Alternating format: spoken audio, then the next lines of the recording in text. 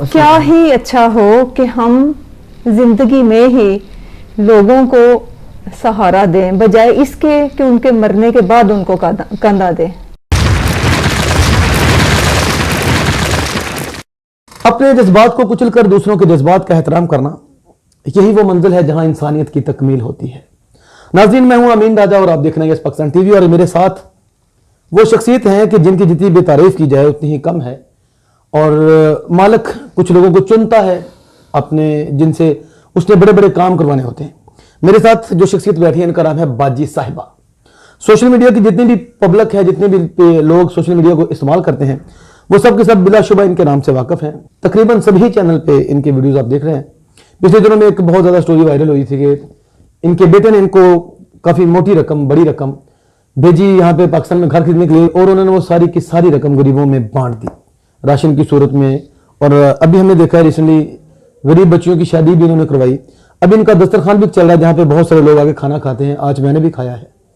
और उसके बाद अभी एक स्टोर इन्होंने शुरू किया है जिसमें ज़रूरियाती ज़िंदगी की जितनी भी खासतौर पर राशन की जो आइटम्स हैं जो गरीबों के घर में ज़रूरी होना चाहिए, और वो हाफ कीमत से भी कम कीमत पे मिल रहा है।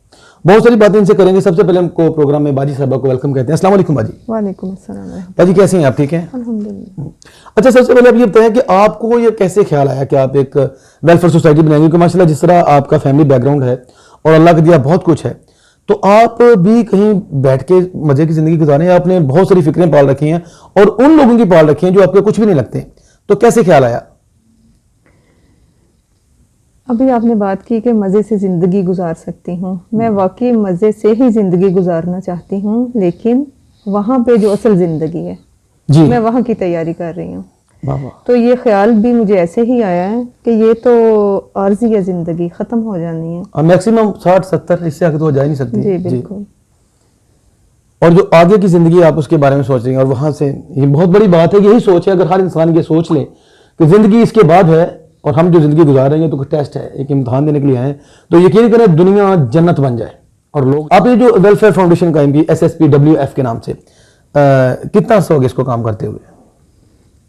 SSPWF की बुनियाद रखे हमें 2 साल हो गए हैं, और ये तकरीबन 2 साल से बिला नागा दिन रात काम कर रही है अल्हम्दुलिल्लाह। माशाल्लाह। अच्छा, हमने देखा करसा पहले, क्योंकि मैंने अब बहुत कम वेलफेयर एसोसिएशन जिस तरह के होते हैं, जो लोग NGO चलाते हैं, बहुत कम प्रोग्राम्स किए हैं, क्योंकि मुझे पता है कि बहुत सारे लोग जो है ना वो बैठे हुए किसी और चक्कर में, आप सबको पता ही है वो क्या करते हैं। तो मैं तकरीबन काफ़ी दिनों से, बल्कि कहने को कुछ महीनों से चेक कर रहा था बाजी साहबा को सोशल मीडिया पे भी, और फिर मैंने खुद इनके घर के आसपास के भी चक्कर लगाए। तो इनके घर के सामने ट्रक खड़ा हुआ आटे वाला, और लोग आटा लेके जा रहे हैं और फ्री लेके जा रहे हैं। उससे जब मैंने मामला देखे कि वाकई काम कर रही हैं, तो ऐसा है कि मैंने ये सुना कि आपने ये जितना भी खर्चा करती हैं अभी तक सारा का सारा आप अपनी जेब से करती हैं, इसमें कितनी सच्चाई है? बिल्कुल यही हकीकत है, ये सच है। और ये खर्चा तो हमें नजर आ रहा है कि लाखों में है, तो ये सारा कुछ यानी कि आप अपनी जेब से कर रही हैं। तो इससे तो ये होता है, वो पंजाबी में कहते हैं कि ज़्यादा खाने से तो खूह भी खाली हो जाते हैं। तो आपको नहीं लगता कि खूह खाली हो सकता है अगर इस तरह आप खर्चा करती रहेंगी? ऐसा है कि आपको भी इस बात का पता है कि अल्लाह पाक का ये वादा है कि वो 10 दुनिया और 70 आखिरत में नवाजेगा। बेशक बेशक बेशक, ऐसे ही। तो इस वजह से मैं कभी भी इस बारे में परेशान नहीं हुई हूँ। तो देखें, ये इतने अरसे से ये चल रहा है अल्हम्दुलिल्लाह, और अभी तक तो खूह खाली नहीं हुआ है। और वैसे भी कहने कि जो अल्लाह की राह में निकलता है, तो जब 10 दुनिया उसका वादा है, तो यहाँ से एक निकलेगा तो 10 उसमें डल जाएंगे, तो ये खूह खाली होना वाला होता भी नहीं है जिसमें अल्लाह के लिए निकाला जाए। तो वैसे अभी तक कोई ऐसे दोस्त, कोई ऐसे डोनर होते हैं जो लोग देखते हैं काम को और साथ में शाना बशाना साथ चलते हैं, जिसको हम कहते हैं डोनर? कोई ऐसा होगा आपके मत्थे लगे, कुछ ऐसे लोग जो आपके साथ? नहीं, इसमें नहीं, अभी तो सिर्फ मेरी अपनी फैमिली है। लेकिन अब मैं अल्लाह पाक से ये दुआ करती हूँ कि अल्लाह पाक कुछ ऐसे नेक बंदे जरूर भेज दे जो इसमें शामिल हो, क्योंकि काम बहुत बढ़ चुका है। काम बहुत बढ़ चुका है। अच्छा, ऐसे हम ये देखते हैं कि बहुत सारे लोग जो NGO चलाते हैं ना, वो एक ही मिशन को लेकर निकलते हैं। अगर कोई दस्तरखान चला रहा है तो फिर दस्तरखान चला रहा है, कोई मतलब कि एजुकेशन के लिए काम कर रहा है तो सिर्फ एजुकेशन के लिए कर रहा है, कोई मतलब मेडिकल के शोबे में। आप 3-4 शोबों को लेकर इकट्ठा आगे बढ़ रही हैं, आप राशन बांट भी रही हैं। अभी पिछले दिनों आपने तो मुझे नहीं बताया, मुझे किसी ने बताया कि आपने किसी की बेटी की शादी में भी आपने शामिल हुई, और वहाँ पे भी आपने, वो बड़े गरीब थे, उनके साथ ताउन किया। और ये भी जब आप एक के साथ करते हैं तो वो लोग फिर आगे बताते हैं, और मजबूर लोग होते हैं, ये सिलसिला भी फिर रुकता नहीं है, लोग आना शुरू हो जाते हैं। اور آپ کافی کچھ کر رہی ہیں, دسترخوان بھی ہے, اب اسٹور جو شروع کیا آپ نے, تو یہ سارا کچھ لے کے چلنا آپ سمجھتی ہیں کہ آپ, اور آپ ہیں بھی اکیلی, تو ان سارے معاملات کو آپ اکیلی کیسے مینیج کرتی ہیں؟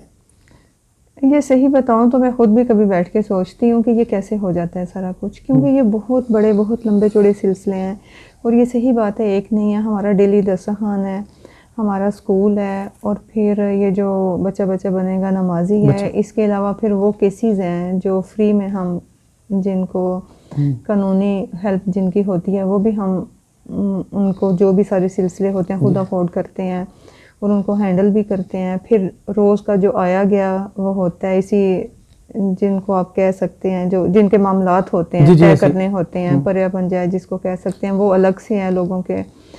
اور پھر اس کے علاوہ آپ یہ بھی دیکھیں کہ جو کھانے کا ڈیلی کا ہے وہ بھی ایک, یعنی آپ کو اگر گھر کا بھی پکائیں تو روز کی ٹینشن ہوتی ہے, تو مجھے بھی یہ ٹینشن بہت ہے کہ وہاں پہ اتنے زیادہ لوگوں نے کھانا کھانا. اور کھانا بھی آپ خود پکاتی ہیں؟ جی میں خود بھی پکاتی ہوں. بالکل خود بھی, یا سارا خود پکاتی ہیں؟ پہلے تو میں سارا خود ہی پکاتی تھی, لیکن ابھی میرے ساتھ ہیں ایسے میری ہیلپ کرتے ہیں, لیکن پھر بھی میں کچن میں ہوتی ہوں, اور یہ بہت پاک اور صاف کھانا ہوتا ہے کہ اسی میں سے پھر میں گھر کے لیے ایک باؤل اپنے لیے رکھتی ہوں. ہم بھی وہی کھانا کھاتے ہیں جو ہم دوسروں کو کھلاتے ہیں. ماشاءاللہ. جی تو بس اس کے علاوہ آپ کو پتہ ہے یہ سارے کتنے زیادہ سلسلے ہیں جو ہمارے چل رہے ہیں, یہ اتنے زیادہ کام آ جاتے ہیں کہ وہ شاید میں بیان بھی نہ کر سکوں.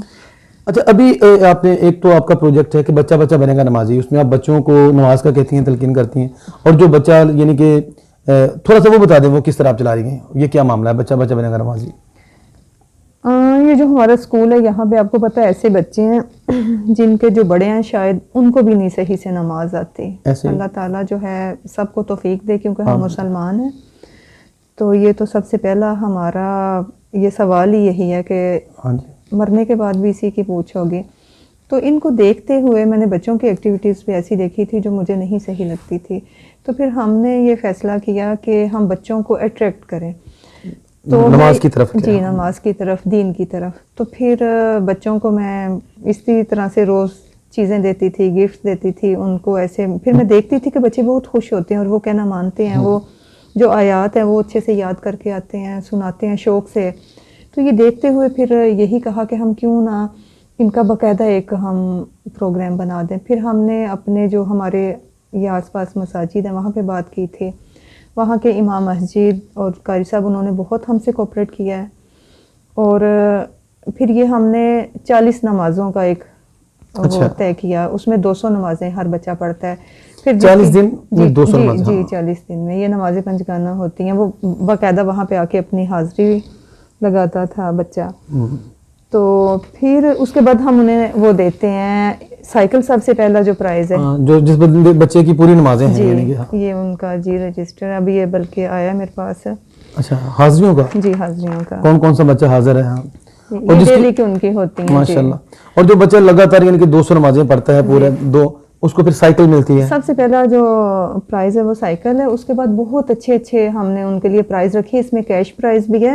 اور ایک اور چیز جو میں نے اس میں اضافی ایڈ کی تھی وہ یہ تھی کہ ہر وہ بچہ جس کی تھوڑی نمازیں بھی ہیں, جس کی رجسٹریشن ہو گئی ہے مسجد میں, اس کو بھی پرائز دیا کچھ نہ کچھ ملے تاکہ کسی کی حوصلہ شکنی نہ ہو. جی بالکل. بہت اچھا. ناظرین آپ دیکھ رہے ہیں کہ اس طرح کے معاملات اللہ تعالیٰ ہی کروا سکتا ہے کسی انسان سے. اور اس میں بچوں کے ساتھ میرا یہ بھی وعدہ ہے کہ جو بھی بچہ ریگولر رہے گا اس میں, یعنی پکا نمازی بنے گا, جب وہ کالج جائے گا, بڑا ہوگا, تو میں انہیں بائک لے کے دوں گی, یعنی کہ موٹر سائیکل بھی میں ان کو لے کے دوں گی انشاءاللہ تعالیٰ. ناظرین یہ بہت بڑا انیشیٹو ہے آج کے دور میں. اور آج آپ جیسے دیکھتے ہیں کہ ہر بچہ سوشل میڈیا پہ گیمنگ اور فلاں بے شمار ایکٹیویٹیز ہیں. نماز سے دور ہیں لوگ, تو بچوں کو نماز کی طرف لے کے آنا یہ بہت بڑا کام ہے, دین کا کام ہے. اور اللہ تعالیٰ آپ کو اس میں استقامت دے. دسترخوان تو چل رہا ہے, وہاں پہ آ کے بہت سارے لوگ کھانا کھاتے ہیں, غریب لوگ. اور ابھی آپ نے یہ جو اسٹور کی آپ کو ضرورت محسوس ہوئی, یہ کیسے کیوں محسوس ہوئی آپ کو بھی یہ بھی ہونی چاہیے ساتھ میں جہاں پہ لوگوں کو ڈسکاؤنٹ میں ملے چیزیں؟